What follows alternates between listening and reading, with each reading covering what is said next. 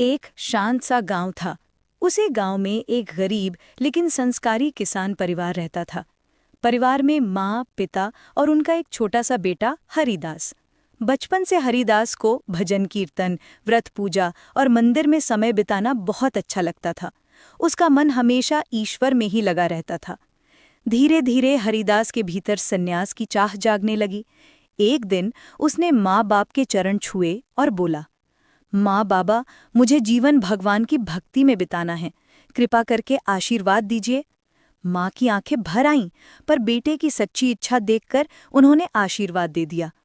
पिता ने कहा, बेटा, रास्ता कठिन होगा, मगर विश्वास रखना, भगवान हर पल साथ रहेंगे। हरिदास ने दोनों को प्रणाम किया और घर से निकल पड़ा। रात का अंधेरा और थकान।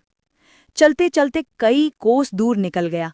सूर्य ढलने लगा, सड़कें सुनसान हो गईं और हरिदास बहुत थक चुका था। पेट भी भूख से बिलबिला रहा था। तभी उसे रास्ते में एक पुराना सा शिव मंदिर दिखाई दिया। आसपास जंगली पेड़ और शांति थी। वो मंदिर के अंदर गया और पत्थरों के फर्श पर बैठकर बोला, भोलेनाथ, मैं आपकी शरण में आया हूं। लेकिन भूख लगातार लग रही थी। उसके मन में डर पैदा हुआ। अब खाना कहाँ से मिलेगा? घर में तो माँ का हाथ का खाना मिलता था, यहाँ कौन देगा? एक क्षण के लिए उसके मन में विचार आया, शायद मुझे घर लौट जाना चाहिए। पर उसने तुरंत अपने विचार को रोका। आंखें बंद करके ध्यान लगाया और मन को स्थिर किया। आंखें खोलकर वो शिवलिंग के पास गया और बोला, नाथ, मैं आपके भरोसे निकला हूं, आपके सिवा मेरा कोई नहीं। अगर भूखे मरना भी पड़े तब भी घर नहीं जाऊंगा, आप ही संभालिए। उसकी बात पूरी भी नहीं हुई थी कि मंदिर के बाहर किसी के कदमों की आहट हुई। 2 गांव के लोग वहां आए। उनके हाथ में थाली ढकी हुई थी। वे बोले, बच्चे, यहाँ एक वृद्ध साधु रहा करते थे, हम उन्हीं के लिए भोजन लाए हैं।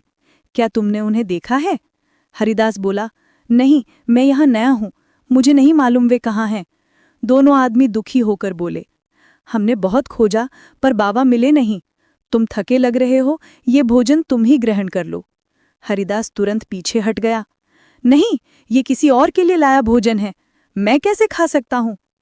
वे मुस्कुराए और बोले, बाबा तो तभी भोजन करते हैं जब उनकी इच्छा होती है। शायद आज भगवान शिव चाहते हैं कि वही भोजन तुमको मिले। हरिदास के दिल में एक तेज कंपन सा हुआ। उसे वही लगा जो वो समझना चाहता था। ये भोजन शिवजी ने ही भेजा है। हरिदास भोजन लेकर शिवलिंग से लिपटकर जोर जोर से रोने लगा। भोलेनाथ, आपने सच में मुझे संभाल लिया। अब मुझे कोई संदेह नहीं। जहां भी जाऊंगा